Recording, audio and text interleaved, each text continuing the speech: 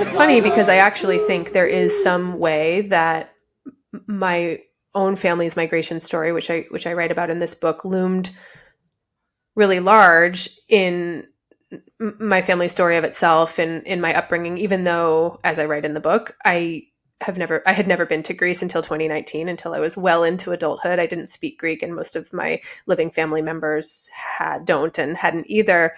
But I think that because the story of uprooting and coming to a new place and finding place and belonging and struggling to find place and belonging was so much of the storytelling that I grew up with, it made me really curious from a really young age about what that journey was like for other people and what that experience was like for other people. And I saw really early on the injustices and also the asymmetry between the stories that my family told and held that were more valorous and happy ending in nature than the stories that contemporary migrants all over the world were afforded. So your great-grandmother Great-grandmother. From Andros. Yeah, Andros Island. Mm-hmm. In Greece. And was it that narrative, like her personal narrative, that loomed largest for you growing up? I feel like you write about how her personal journey really affected you. Yeah, her personal journey. But it's interesting. I grew up with far fewer stories about Greece than I did about New Haven, and which is ultimately where she landed. And she was a single mom. She was a widow raising 4 children as a relatively new immigrant by the age of 24. So a lot of the stories that I grew up hearing were actually about the Greek diaspora in the Connecticut area. So I knew less about Greece, but I knew that being Greek was important to who she was and then who I was. Even though, and that's something I sort of grapple with in the book, even though Greece itself had very little to do with it in many ways. Yeah, I get that. I feel like the Sicilian part of my family is definitely like the ethnic origin story that prevailed. Right. And Exactly. I didn't grow up going there, but that was the one that I felt the most. And so I guess if you feel it the most, you become most curious about it. Yeah, absolutely. And you sort of like, well, what does this feeling mean? What is this feeling about? Because on the one hand, the condition of diaspora is being far flung and being out of place. And then on the other hand, I think especially like generations in the United States of America, and especially in like white U.S. America, there's somewhat of a fiction of there's a great fiction of belonging, right? So yeah, one of the things my book grapples with is this instinct to kind of belong and be from somewhere, and the sort of multiple ways that manifests, sometimes in these sort of beautiful desires to be curious about self and ancestry, and sometimes, and perhaps actually a lot more often, in these mythological tales that valorize whiteness and valorize the past and erase what actually happened. So what do you make of the current situation, especially in the United States, with respect to immigration? Because I think it's always been something of an issue. I mean, from the founding of this country, right? Like everyone except for Native peoples came here from somewhere. Yeah. And right now it feels like such a political hot button, particularly at the southern border of the United States. And it has been since, really, I feel like since Trump kind of came down the escalator and made his first speech where he called Mexican immigrants, or people trying to come over at the southern border, criminals and rapists and all that sort of thing. Does that track? Like, I'm not an expert on the history of all this stuff, but that definitely feels like a pivot point in terms of the national conversation. And then it continues to be, especially on the American right, like such a emotional hot button. Do you have a sense of why everything has gotten so intense around this issue? Yeah, I mean, Trump certainly inflamed it. I would say, though, Trump, one of the things he's masterful at is actually seeing something in the zeitgeist and exploding it, right? And exploiting it. The fact is that our immigration system has been incredibly vicious, violent, exclusionary, and effectively like a war machine for decades, for generations. It was under Ronald Reagan that the first private prison company, first private immigration detention center was formed. And he also put a quota saying that, I think it was something like 10,000 a night. So we must be locking up 10,000 a night. So it's like we have a mandatory minimum of immigrants we must be locking up. So I would say that like this has been happening for a really long time. And one of the things that my book traces is that it's really from the beginning of this country that immigration exclusions have been, from early on, that immigration exclusions have been enacted. And this sort of idea of who gets to come and who doesn't, and that's very managed, often along lines of race, and also kind of class and privilege, but race first and foremost. And Trump has just done like a remarkable job capitalizing on this and making this an issue. And like many other strongmen throughout the world are doing this thing where it's saying like they're creating a villain, right, out of the outsider. The outsider is a villain. It's not a refugee. The person coming here isn't seeking safety. They're coming to take what's yours. They're coming to ruin the economy. They're coming to take your jobs. They're coming to rape your children. They are coming to, bring their horrific gang practices here. Whatever it is, they are coming to hurt you. And the thing that's really disturbing about that is, A, it's not true. There are multiple things that are disturbing about this. A, it's not true. No one has come. That is not why. It's almost like too silly to sort of defend, but that is not why people come here. And that is, yeah, I'll just say that. But the other thing is that it is a really expensive industry, right? So many resources are put toward the militarization of our border. It's incredibly expensive. So we marshal all of these resources to the border to defend it. We've created an imaginary invader. We marshal all of these financial and human resources to defend this border, and spend just so much money doing that so we've effectively manufactured a crisis, right? And then are spending a ton of money to attend to that crisis.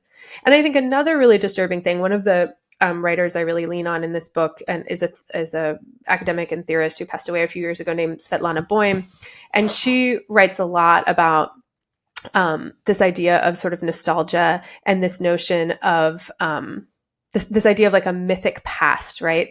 And that's Trump, right? She was writing before Trump, by the way, but that's this mythic past. There's this mythic past that we will return to, where the United States was white and things were good and things were fine. And if we batten down the hatches and, close off the borders and don't let these people come and call them for what they are, which is criminals and invaders, then we will be able to return to this time. And of course, the time is a fiction. The time is that's a fictional time that people are hankering back toward. And there's a troubling element of that, which is people, if they are convinced that they are under siege, we begin to cede our own liberties, right? And those of us who have the protections of citizenship on the inside start to say, okay, yes, I will cede my own liberties. You can build a wall through my yard in Texas, and various civil liberties that I have, I'm sort of happy to put aside because it's for the good of my protection to do so. And that's really scary for like the whole country. So the thing that you're talking about, where people harken back to this mythical, better past, I believe it's called restorative nostalgia. Is that Svetlana Boym's term? Well done. Yes. Gold star for me. But gold star. The thing that frustrates me about it is that you have to be like almost willfully ignorant of any history in order to buy into that. It doesn't take a great education to just think, oh, wow, there's nobody here in the United States aside from Native peoples who is not an immigrant. Right. And yet people still believe somehow that this isn't the case. It's so frustrating because it's so dumb. It is. And a question that I have for you as I listen to you with respect to the militarization of the border and all of these resources that we're throwing at it And with the kind of corporate, private enterprise that exists within the detention system, these are businesses, the profits of which are contingent upon those cells being full. Like they're not making money unless they're detaining people. So their incentive structure is at cross purposes with like humane outcomes, really, for people who are seeking asylum or a better life or whatever. So comprehensive immigration reform would ruin these companies. Like comprehensive immigration reform would ruin these companies. And I presume they are lobbying people in Congress. Yeah. Oh, yeah. So, and it's easier to lobby people in Congress when you can convince them that they or their constituents are at risk if you don't continue to exist, right? You don't lobby and say, but we'll lose all of our money. You lobby and say, this is necessary. We need this. You know, we need to protect the people from these immigrants.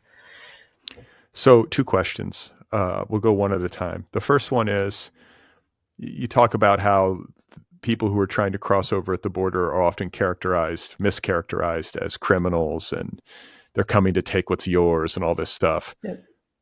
In your experience as somebody who has covered borders all over the world and has met and heard the stories of so many people who are in this situation, generally speaking, what are people who are trying to cross over at the border, just say at the United States southern border, looking to do? Well, why are they there generally?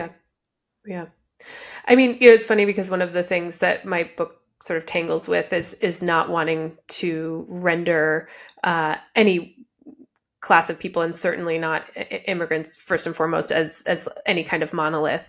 But statistically, it is the case that the vast majority of people crossing the southern border are applying for protection. They're applying for political asylum. They are applying for safe haven, effectively. And that is what they're looking for, and that is what they want. Of course, it is like economics are also a factor, where people are coming because there's aspects of their home lives that have become unlivable. But I don't know, economic migrant has sort of come into this, it's become kind of a dirty word almost, like, oh, they're just an economic migrant. They aren't a real refugee, as if being unable to feed your family isn't, you know, a form of peril. It's not a protectable category in asylum law, but it's perplexing to me that it's a dirty word, especially because, like, that's exactly why my great grandmother, you know, my great great grandmother came here with my great grandmother. So yeah. Well, no, I mean that's a point that you make in the book, is that asylum law does not allow for poverty as a condition to seek asylum. So if you're impoverished and starving and you can't feed your kids, not good enough. And then you also there's also a point in the book that I underlined where, and I'm going to paraphrase it, you're talking about things that are permissible under, you know, American asylum law, where you can say, I have been persecuted in my home country. I am, you know, afraid for my life and the life of my family. Look at this scar on my cheek. And yet, how do you prove that the scar on your cheek was given to you by one of your possible assailants or somebody in organized crime or something versus, you know, it's an injury that you sustained while farming? It's like the burden of proof on people seeking asylum is really tricky for them to bear. Absolutely. You actually paraphrased that beautifully. And that is the thing, is that we don't necessarily, if we're fleeing something, we don't flee that thing with like all of this documentation of the thing happening.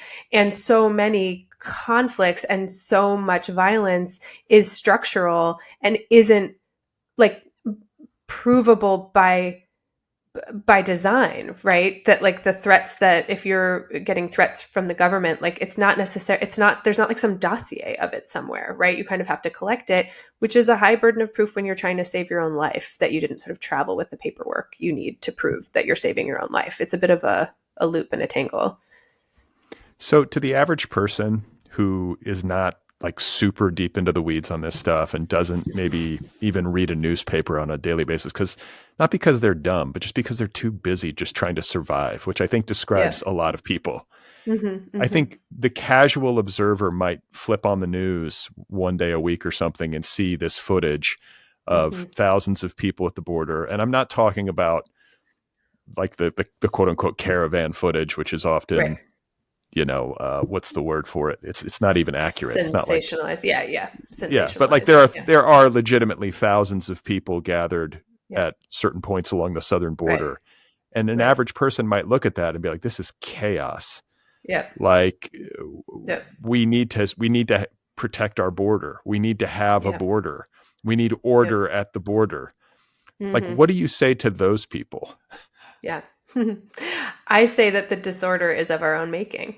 You know, it's not like we have the US government has created this disorder because it serves us. So the reason so many people, thousands of people are along the southern border is because we closed it for years and we used an obscure public health law to say during COVID to say, oh yeah, we can't Title 43. We're because of COVID, we're not going to let you in. You have to remain in Mexico and stay on the Mexican side. And so that was lifted in the scheme of things relatively recently by Biden, and yet I won't go into like all the sort of all the sort of legal drama here because it is too far in the weeds, and I'll make people kind of go to sleep and or throw up their hands and just say forget it. But the point is that we have created this. We have created a situation in which there is no we bottlenecked, right? People coming for asylum, and then we have this footage saying, "Look at this horrible bottleneck." So that's a sort of simplified version. I will also say it is true that there are a lot of people coming here. It has been true for a really long time that people are crossing into the United States. Like that has been true for a very long time. So it is both true. It is also kind of historically there are times in our history when there have been a lot more people coming, but this is the biggest project. I mean, migration is only going to rise, and there are all sorts of reasons for that. Inequality, ease of information of like how to get somewhere and how to and figuring out pathways and routes. And climate change is a huge one. So sure, we can say this is a problem, but this is a problem that was predictable, that we've known for a very long time. And when I say problem, I don't mean like people coming across our border is the problem. Sorry, it's not that people are coming across our border is the problem in my eyes, and I think I'm right about this. The problem is the suffering that we inflict upon the needless suffering that we inflict upon them, and the needless resources that we put into detaining, hunting down, and criminalizing the people coming across our border instead of figuring out a reasonable, humane mechanism, right? And I just want to point out that, like, at the beginning, on the Greek island of Lesbos, which is 90,000 people, starting in 2015, there were some days that 1,000 people were landing on that island. Really high unemployment rates. This was in the wake of the debt crisis still in Greece. And people were figuring out on that island how to rally and support and serve people who are coming. That started to curdle, that started to change. We're not seeing that same thing today, but it is possible. And various other countries around the world have shown and have demonstrated more humane and more humane systemic ways of figuring out how to manage migration flows. Yeah, that's what I'll say. It seems like something that not just the United States, but countries around the world that are receiving lots of people at their border are going to have to figure out. Yes, exactly. There's going to have to be a system. And what's frustrating too is that there was just a deal on immigration, some form of immigration reform that Republicans have been hollering for, and then they passed it in the Senate. I don't know how great the bill was. I didn't get super into the details, but they passed something. Yep. And then they send it over to the House, and the House kills it. And not only that, like the guy who negotiated it for the Republicans in the Senate is from Oklahoma, Senator Langford, who is by any measure a like rock-ribbed conservative. This is not a rhino, right? This is a guy who's like as red as it gets. He was like, this is a good bill. Biden negotiated with him. The Democrats negotiated with him. They send it to the Republicans in the House, and they kill it, not because they disagree with what's in it, but because they simply want to preserve the chaos so that Trump can run on it as a wedge issue in the election. That is the height of cynicism.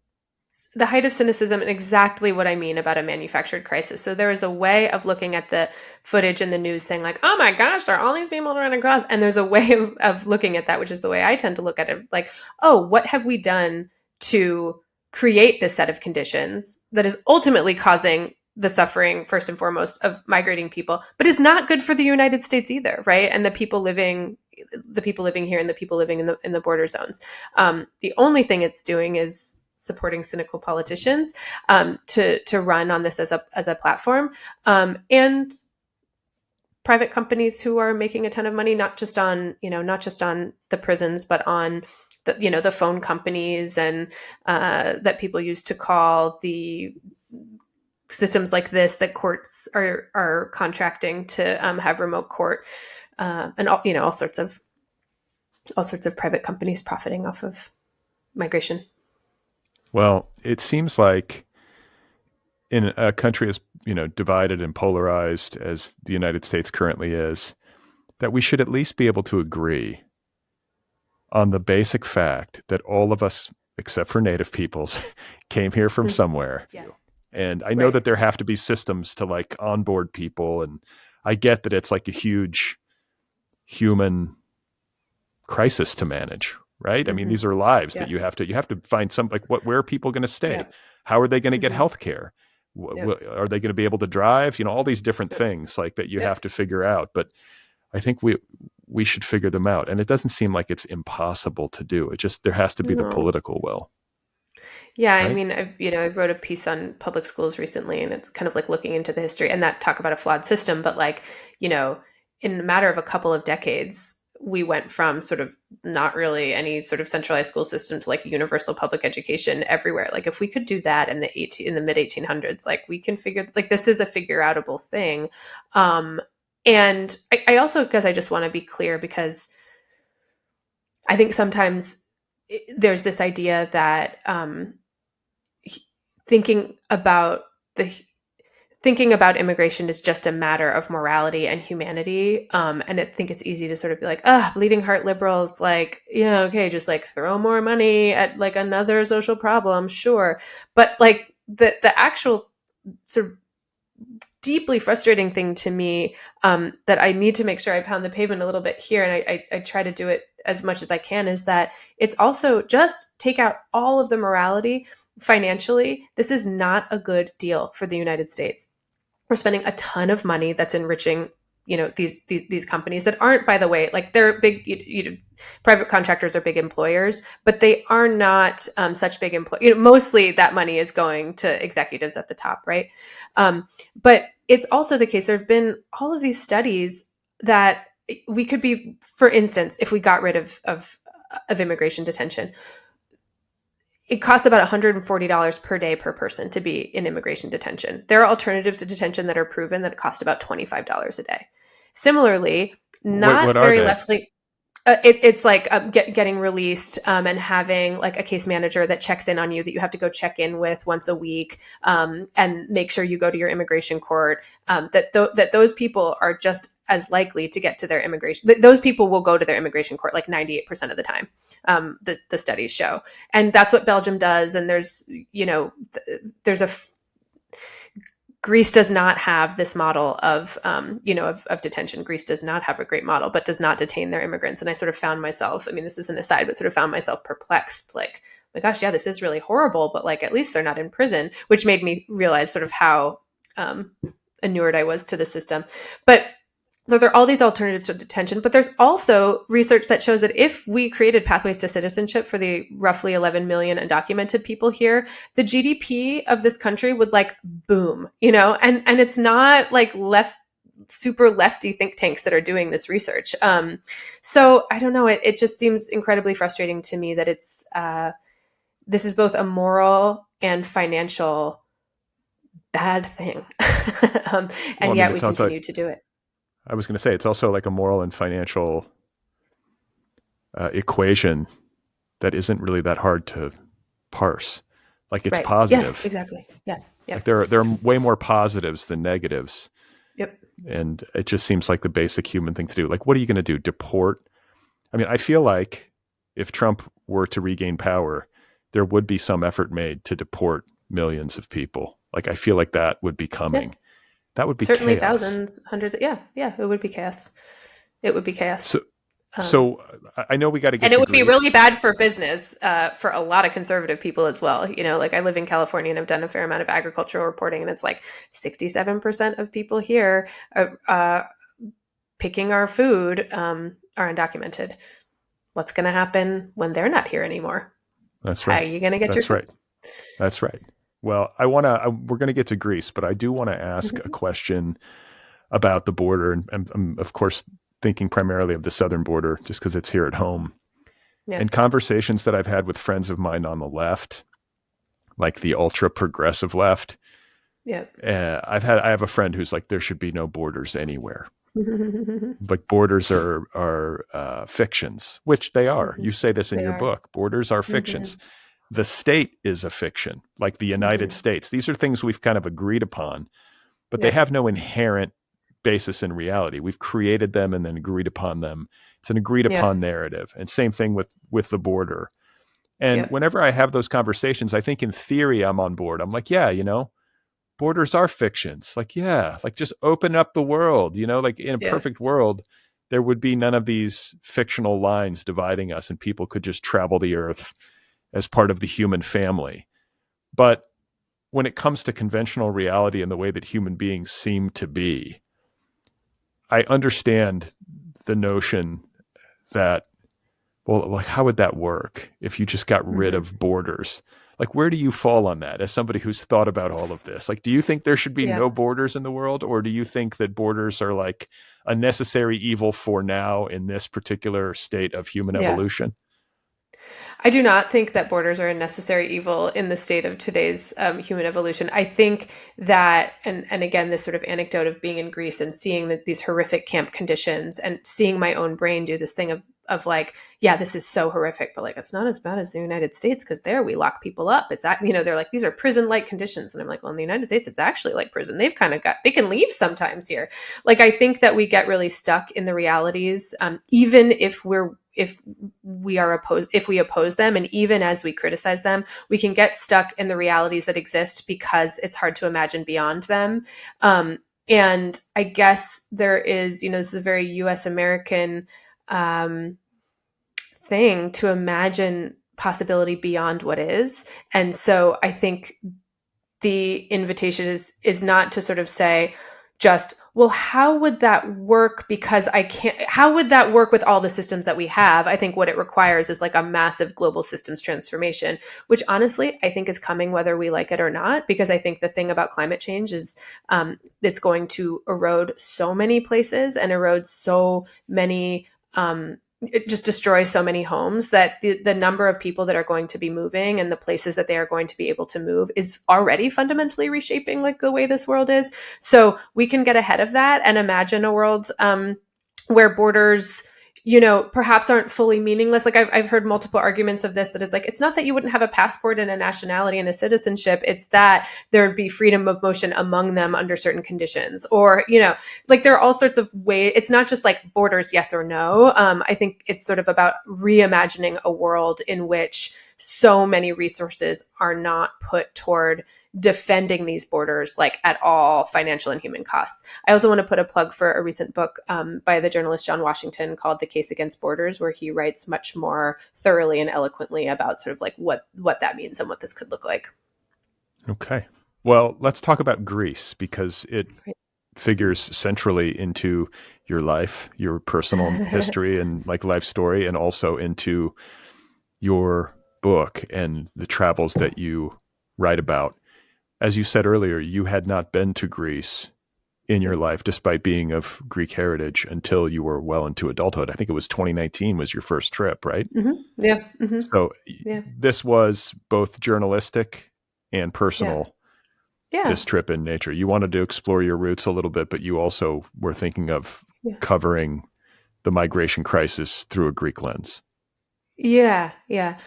Absolutely. I think I was sort of curious about, okay, well, we have this mythic origin story about Greece in my family. What's that all about? I was curious to go there. I mean, I'd always wanted to go, and I hadn't for a long time because I was trying to go with my grandmother, and that just sort of like never panned out.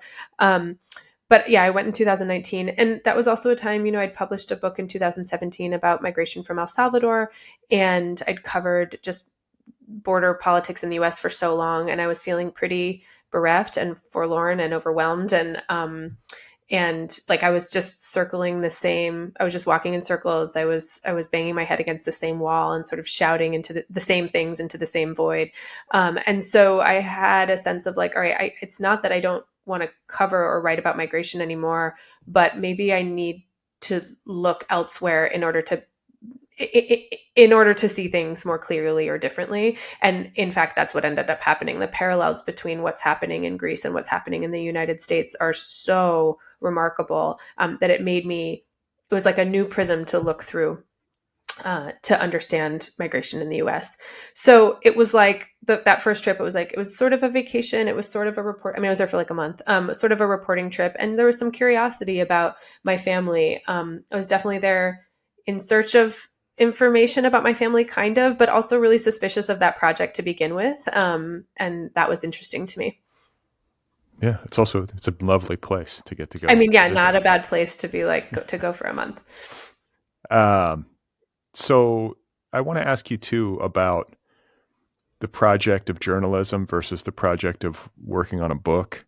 There's a line in your book that I underlined where you're talking about the trouble with journalism, where you say, see how a story can compress time like a vice, and how the journalist, like a puppeteer, chooses what matters. That is, what appears on the page. And then you also talk about this journalistic phrase, what it's called, the nut graph. And, I think journalism is vital. And, absolutely. I'm a big believer in it, and I love to read the news. I love to read long form investigative journalism. But there are some subjects in particular that I think require the level of deep dive attention that a book length project affords. Yeah. Yeah. And that seems to be where you've landed when it comes to the migration, right? And like the immigration politics, is that, yes, journalism matters. Yes, it's good to write stories in that form about this stuff. But at a certain point, at least you needed to write books about it. Yeah, I think a couple of things. I mean, to be clear, I'm still a journalist and I still write journalism. And I am a deep believer in it. I'm a reader of it, and like, thank God for journalism. But this book is in part both a product of and a process of me grappling with what it means to be a journalist and to be writing. Like, how does one write ethically about unethical things in the world? How does one write ethically about realities that are outside of themselves? How do ethical stories get created when fundamentally a story is something that is designed by the storyteller, not the characters that the stories are about, right? And I even sort of call into question that notion of like, people become characters on the page, right? In a journalistic story. So I'm not throwing all of that out the window. This sort of thread of the book is grappling with some discomforts I had around it, particularly given this reality in which I felt again and again like I was just sort of writing a similar story over and over, and started to think like, okay, to what end, and also, why am I writing it the same way? Like, why do these stories have really similar beats? Like, why is it that these people who are really, really different are getting sort of folded into similar narratives? So those were questions I had about my own writing process and writing in general. And that's something I'm grappling with here for sure. And in terms of the book, I mean, yeah, a book affords more space. And I talk about, a book can afford more space. And so, so too, like a long form piece where you're not just telling the version of the story that's interesting to you, which I think is a mistake a lot of reporters make, to say like, here's what's interesting to me. And I think what good reporters do is start with that. And then over the course of the reporting, realize that the main thing that they think is interesting isn't actually, that you're kind of open enough, you're committed enough to the story, but open enough and porous enough to sort of understand that there are actually so many other elements that are interesting, and you're kind of following the story a little bit more as you get to know it. And I think there's just more space for that, for simultaneity, for multiple realities to be existing at once in the book. And to just be a little bit more, because I know I'm sort of getting esoteric here, but to be a little bit more specific, it's not just that this person is a migrant living in incredibly horrific conditions, who was imprisoned for setting a fire that on all likelihood they did not set, which is, a central story in the book. But this is someone who's funny, and this is someone who likes to watch television in prison, and this is somebody who had a life before they were a migrant, and this is somebody, like, how do you allow someone to be kind of fuller than just the story that interests you about them? Yeah. Well, you're talking about the Moria 6 yes. when you refer to this fire. And I think to a lot of people listening, the word Moria will not be familiar. So can we just talk a little bit about what Moria is in Greece? Yeah. It was the biggest refugee camp in all of Europe. It was widely decried as a human rights graveyard, an open-air prison. It was built for 3,500, first 2,500, then expanded to house 3,500 people. And at the height of the pandemic, over 20,000 people were living there and were crammed there. And in 2020, about 11,000 people were living there at that point. And so I say right before the height of the pandemic, like when the pandemic hit, about 20,000 people were living there. In September of 2020, a massive fire broke out and burned down most of the camp and set all of the refugees living there kind of like on the run within Greece. And, it's a horrific case of their camp is on fire. Their temporary home that was already horrific is on fire, and they get stopped in the streets, and they have to live in the streets for over a week because the fascists are blocking, the sort of fascist thugs are blocking one road, and then the police are blocking the other and tear gassing anyone who's trying to get through. So anyway, this fire happened, and as I believe now, I think the Greek government needed a fall guy, or needed like a clean, talk about like the clean arc, like they needed a story, a linear story, like fire was set. It was these, here's who did it. And they kind of manufactured, as far as I can tell, this story of these 6 kids being responsible for it. And they've been in prison ever since September of 2020. And the guy that you feature in the book, I'm looking for his name here. Is it Ali Sayed? Yep, Ali, and then Hassan is another one that I talk about, but Ali is I write about most. Yeah, and he's an Afghani who was trying to make it to Germany, as I think a lot of migrants in Europe are trying to make it to Germany. France, UK. Yeah. But it's a harrowing story. Mm-hmm. And then to be caught up in the Greek legal system, or really any legal system in a foreign country where you don't have resources, that's a difficult place to be. Really and difficult. He's looking at, he and his cohort are looking at what, like 20 years in prison, 10 years in prison, something? Yeah, they were 10 years in prison. Mm-hmm. And their appeals case is actually coming up on the 4th of March. So it is. Yeah, I remember it because I don't want to spoil anything, but I was going to ask you about that. Yeah. So they are trying to appeal. Mm-hmm. They are trying to appeal, and they have been trying to appeal for quite some time. Well, so Moria is kind of a hellish place on earth, especially at its height, where there were, like you said, 20,000 immigrants there, in what essentially amounts to an open air prison on this island, where it's often quite hot. Yep. There aren't really, or cold. In the winter it can snow. So it's like there aren't resources. Mm-hmm. There isn't really infrastructure to accommodate this many people. I think there was one camp or one situation where you said there were like hundreds of people sharing one toilet, and I was just like, most camps in Greece, that's the case. Mm-hmm. Like 500 people for a single toilet. That's outrageous. And so it's not a pleasant place to be. And then you think about Greek economics, like socioeconomics, and the political situation in Greece, in particular since 2008. Because as I think most of us will recall, Greece was kind of a focal point of the 2008 financial collapse in terms of what it did to Greek society, in terms of the austerity measures adopted by the Greek political system and the severe impacts that it had on the citizenry. You had people like committing suicide in public, elder people in particular, who had kind of just lost their entire safety net and were looking at a future with no dignity at all, like an end of life with no dignity at all. So really horrific. But I think it's important context in terms of the immigration crisis, like Yeah. on Lesbos and elsewhere in the Greek islands, because you have a country that is just a few years removed from a grave economic collapse. And now you're dealing with tens of thousands of immigrants, people coming over on boats, drownings off the coast, like a serious extra Yeah. national humanitarian crisis sort of washing Mhm. up on its shore.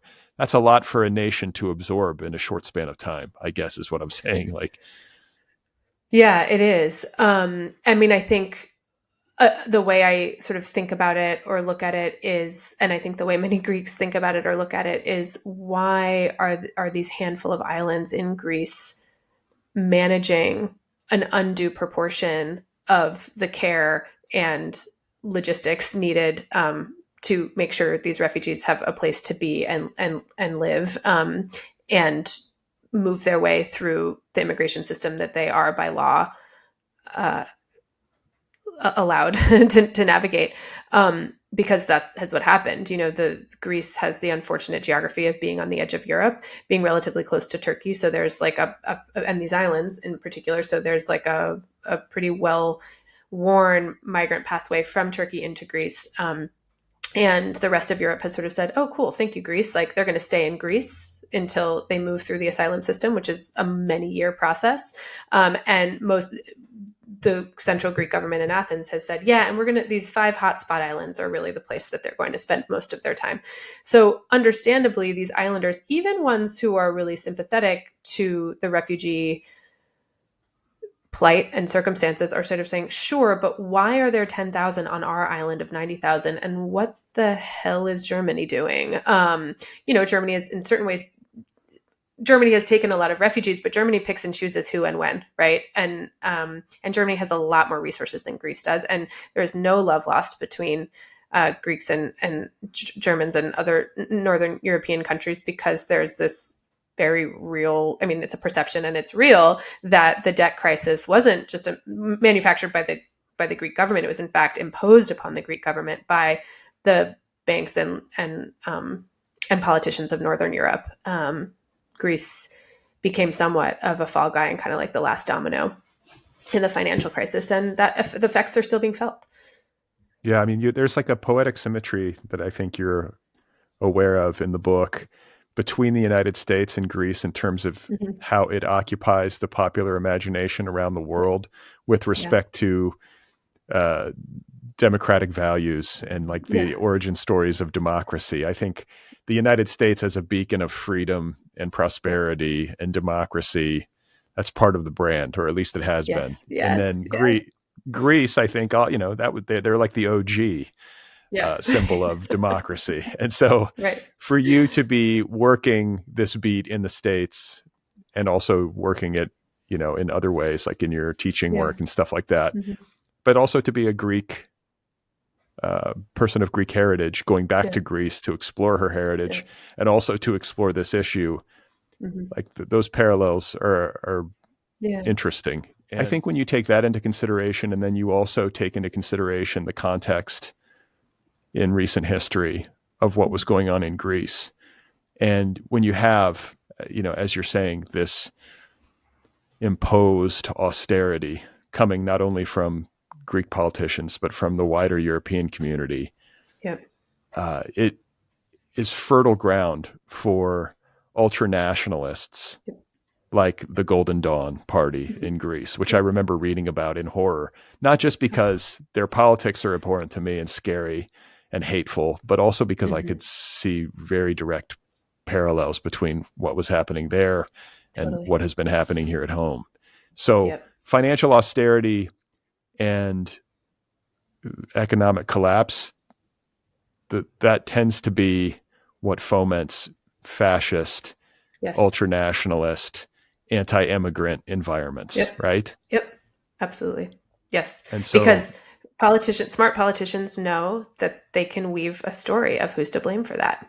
And immigrants are an easy villain to kind of dress up in the costume of villainry. well, and then Yeah. in addition, there's also this uh, sort of, what's the word? I don't know. It's not ironic, but it's like you have Greece as this beacon of democracy, Yeah. historically, and this place that Europeans, as you describe in the book, have historically embraced as a kind of what's like a tourist destination, a way to Yeah. explore that value system Yeah. and the Yeah. roots of Western democracy in Western Europe in particular. But at the same time, there is this tendency among Western European nations to sort of look down their nose at Greece Yeah. as Right. the like kind of ne'er-do-well, irresponsible, darker skinned, which I don't think is incidental to the whole Nope. equation, Nope. European uh, country that Yep. might not be as deserving in their view of as much respect as, say, other whiter, Yep. less indebted nations or whatever. Like that dynamic is at play. There's Exactly. like multiple dynamics at play that aren't necessarily all in concert with one another. It's Yeah. kind of all Yeah. happening at once. Totally. I mean, I think that that's one of the things that this book is really concerned with is the mythologies we create, the stories we tell, which, mythology, one way of looking at mythology is it's a story we create backward to explain a particular contemporary condition, right? Whether that's like, when the gods cry, it rains, and then that's when our crops grow, sort of those like more, like ancient sort of explain the world mythologies, or the I don't have a job because immigrants took it, and the reason immigrants took it is because XYZ happened, and um, that's why we need this savior God to come in, and we need to elect him because he'll stop this, right? He'll change this, and certainly. Greece as the kind of cradle of civilization, the birthplace of democracy, is a real mythology written backward and really relied upon by Greece and many places like all around the world is, to perpetuate this idea that the West is even a thing that exists. Kwame Appiah writes really beautifully about that. And I quote him in the book. Beautifully and brilliantly about that.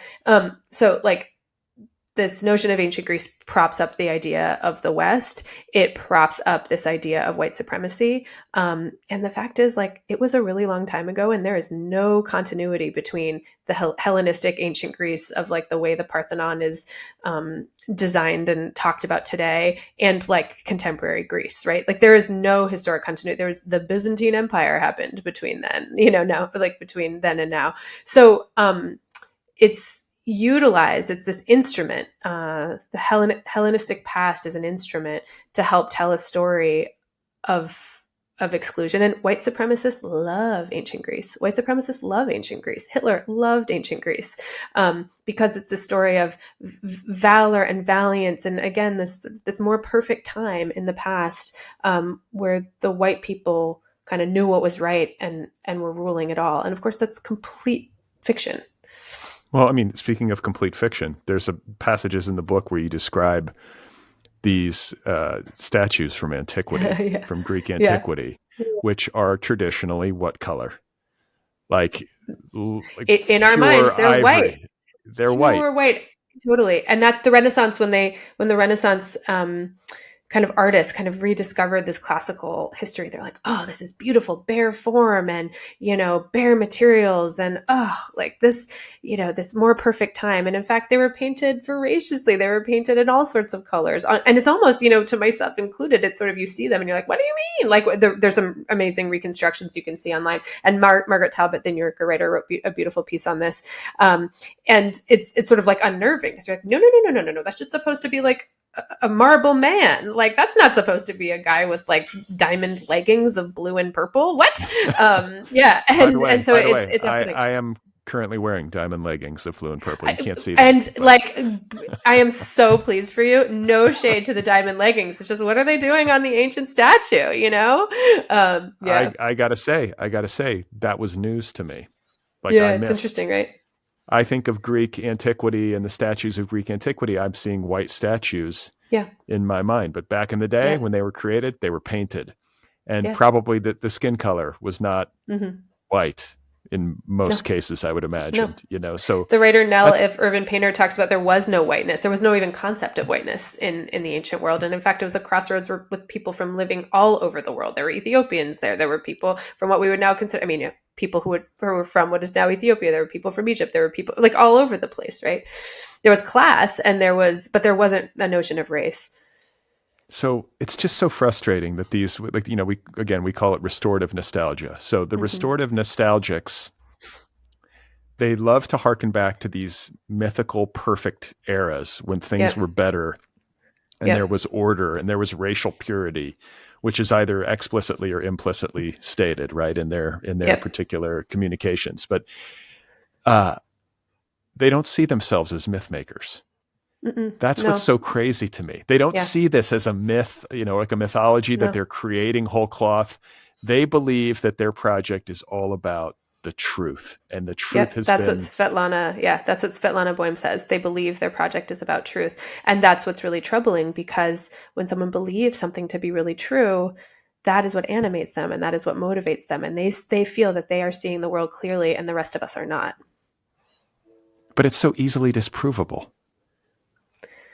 It is, but if it's based on feeling, it's really hard to disprove feeling. I mean, listen, I am with you, but I think, if you feel something to be true, that there was this time that was better, and my grandpa, it was better for him, and I used to have a job, or coffee, I write about this guy in the book, coffee costs 2 times as much as it used to cost, then you have enough little data points that help you bolster that feeling. And feeling animates us, unfortunately, a lot more than fact as human beings, I would say. Yeah, no doubt. I mean, clearly, right? Yeah. It's because it also, I think it's a very complicated issue. I think feeling and emotion and inherent prejudice and bias have a lot to do with it. But I also think there's a digital media component to it. The algorithms, it's all. Oh, absolutely. I mean, there are all sorts of things that are helping erase fact, right? And erase the availability of fact and obscure fact so that we can focus more on feeling, because we can exploit feeling for money or for votes. I can't stand this idea. Well, it's like, that's just what my gut says. My gut says that we should have no borders and we should live as like one big happy human family. So what are you going to do with that? So there's a line, speaking of Svetlana Boym, that I want to read because I feel like it speaks to the title of the book and the core theme of the whole project. She writes, "The ruin is not merely something that reminds us of the past. It is also a reminder of the future when our present becomes history." Right. And it's going to at least be some remarkably different shape than what it's taking now, right? And Svetlana Boym writes really beautifully about this, but we know this, right? Like every place is a layer of, it's not just an absolute. Every place, and thus every kind of identity constructed related to or around place is temporary. Like there's layers upon layers upon layers on that. Everything has been something else before. And so this notion, again, of a static past is totally fictional. And even the notion of a present that we can fix in place is fictional. Well, and speaking of Svetlana Boym, again, because she figures so prominently into the book and is kind of a model for you in terms of how to intellectualize this, right? How to think about this stuff. She was a Russian immigrant who, like in a stopover between Russia and the United States, stayed in Vienna. And beautiful. There's a great description of it was kind of like a monastery. Was that how she described it? Like a nunnery or something? It was this church-like facility. Yeah, it was a sort of abandoned building where they were putting all of these people, and it was a temporary stopover from refugees going to various places. She was ultimately ended up in Boston from the USSR, and she describes going back to look for it, and it's not on any maps. She can't find it. There's no records of it, and she finally figures out where it is and goes back. And she just wrote a beautiful essay about this that I sort of pull from in the book. And she called it sort of a non-place, like a tunnel. It was like I think she describes it as like a tunnel that she was in. I don't know. It brought home like the physical reality of immigration for people who are trapped in these like interstitial zones, where they're kind of like stateless. They're stateless beings. And a lot of times it's a prison-like situation. maybe you're Yes. restricted in your movement. In the case of Svetlana Boym, it seems like in Vienna, she was like almost entirely indoors. And Yep, then, totally. suddenly, the paperwork situation gets figured out. They put you on a train or a boat and you're gone. And you just spent like 6 months or a year of your life Yeah. in this kind of tunnel in Vienna. That's very Yeah. odd, It It's a is. It's very a odd limbo, set of and you're not circumstances. in charge of your own reality or your own timeline. You're stuck in this limbo at the mercy of so many structures beyond your control. And there was a film that I believe she made going back to visit, There was right? an artist, a Greek artist, interestingly named Maria Zervos, filmed her and made a film and of sort of a really beautiful, interesting artistic film that sort of spliced the photographs that Svetlana Boym took there, with just kind of following her around as she's kind of investigating this ruin of this place that she stayed many years ago that she finally could map. Right, she could finally find.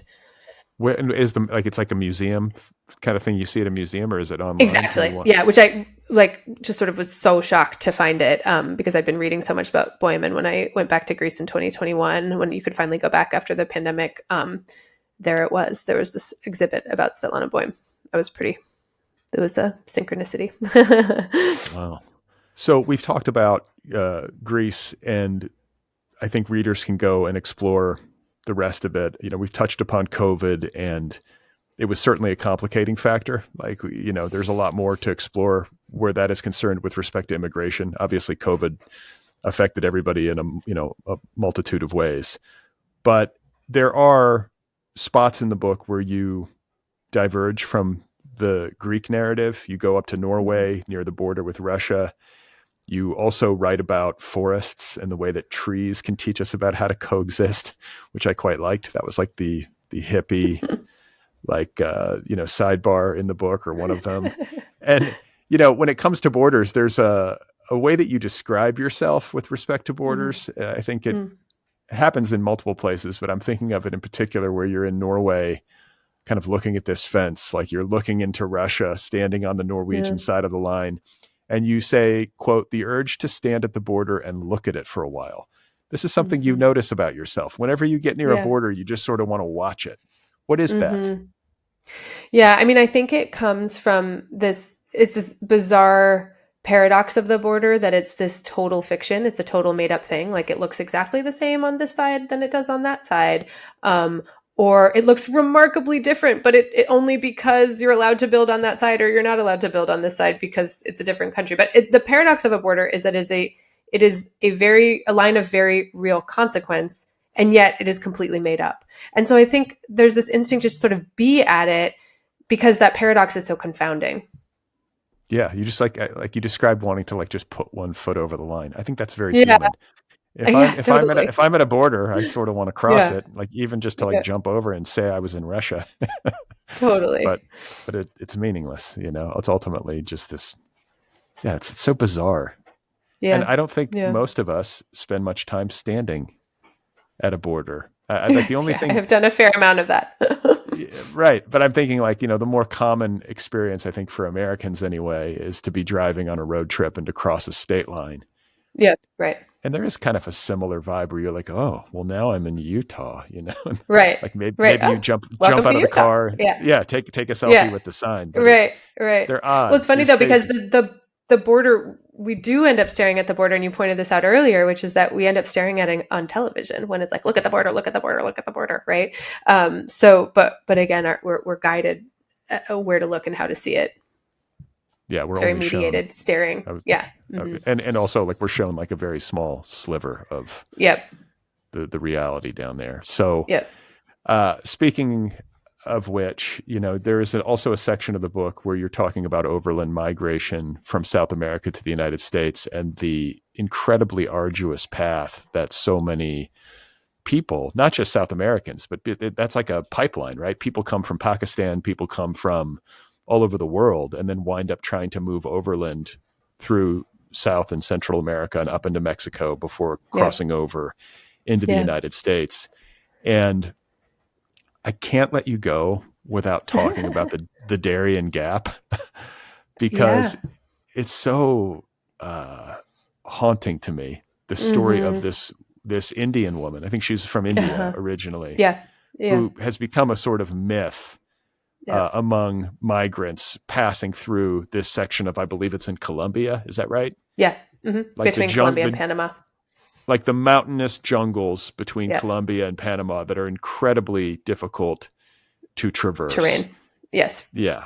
So Yeah. tell us Yeah. about this woman in the Darien Gap, this mythical woman. I don't know. Is she real? Yeah. Like I where do don't you know land on that? either. I don't know either. I think that though, again, that's like a perfect example of why it was so satisfying to write the book version of this, because she got cut out. So I'll tell the story, and this didn't make it into the piece I was reporting at the time. And yet I got to put it in the book, in part because this book is not purely, I mean, of course, this is like a very well fact-checked, researched book, but there are elements of it that are looking at questions of mythologies and stories that maybe dwell in the imaginary, but are meaningful in the sense that like the space of the human imaginary is meaningful, right? So anyway, to unabstract that, the story is that I was hearing a lot when I was in Tapachula on the border of Mexico and Guatemala and Chiapas, was the story, I heard it a few different times, and then I would keep asking people about it, that there's a story of someone in the Darien Gap who was this woman who basically was walking and could not walk any further. The way they described it is like, she was a heavy-set woman, so she could not walk any further. She had a little girl, and she said, "You guys have to take her. I'm staying." And this is, I mean, you know, this happens. People say, "I can't go on," or they break their leg, and the group leaves them. And that happens in the desert. That happens all over the place, and it's horrifying for everyone involved. So she says, "I can't." In the story goes that she says, "I can't go on. Take my daughter," and she stays, and she just sort of waits to die, but she doesn't die. The story goes, she figures out, she scrounges for food, and she lives, but she doesn't move forward. She doesn't go back to where she's come from. She doesn't move forward. She sort of dwells there. And the way I sort of read it is, it's like, it is this mythology that's created. It's this mythic story. She's sort of this protector spirit and a trickster spirit. Sometimes she'll leave food out for you. Sometimes she'll take your food when you weren't looking. So there's a story that this woman is there, sort of not moving forward, not moving backward, and sort of watching over and sort of protecting and sort of messing with, in this trickster way, the people who pass through. And I was really interested in that story of like, what does it mean to the people who are telling it and who are believing it? Why is this a story that's been passed on? You know, of course, I'm interested in how true it is or what the original kernel of truth was, but there is also something liberating of like, I will never know. You know, I will never, that is not something I can get to the bottom of. So I got to reckon with it as a myth that's trying to explain something or serve some purpose to the people passing through, which I think it's comforting, this notion that someone has survived that place, that someone is there around, kind of like watching us. And I don't mean to say that everyone who passes through the Darien Gap has like heard the story. It's just that many of the people I talked to had heard that story and were telling me that story. I loved it. You know, there's like just the mythological aspect of it. And it's important work that you're doing in this book, telling these stories and trying to wrap your head around the immigration crisis, not just here at home, but globally, and trying to make sense of what we're headed towards globally. Completely. Like this is, feels like the beginning. This is like the first act of what's going to be a long story as we hurdle into the future. Is that what we're doing? Yeah. Are we hurtling? I think we're hurtling. Yes. I think that's a great word for what we're doing, for better or for worse. Yeah. Hang on, everybody. But it's great to meet really? you. Congratulations. So great to meet you too. Thank you. On A Map of Future Ruins. And is there anything else in the pipeline, book-wise? Like, are you working on new projects, or is this it for now? I'm doing a number of magazine stories. Again, it's not like I've sworn off journalism at all. I just needed to sort of expand the lens a little bit and ask myself what I was doing. But I am working on like a book length essay for the independent publisher Transit Books on climate grief and the art of memorials. And I have a number of magazine stories in the pipeline, which I'm really excited about. All right. Well, Lauren, it's great to meet you. Congratulations and best of luck on all that you have going on. Thank you. And likewise, thank you for what you do for writers and for books and for readers.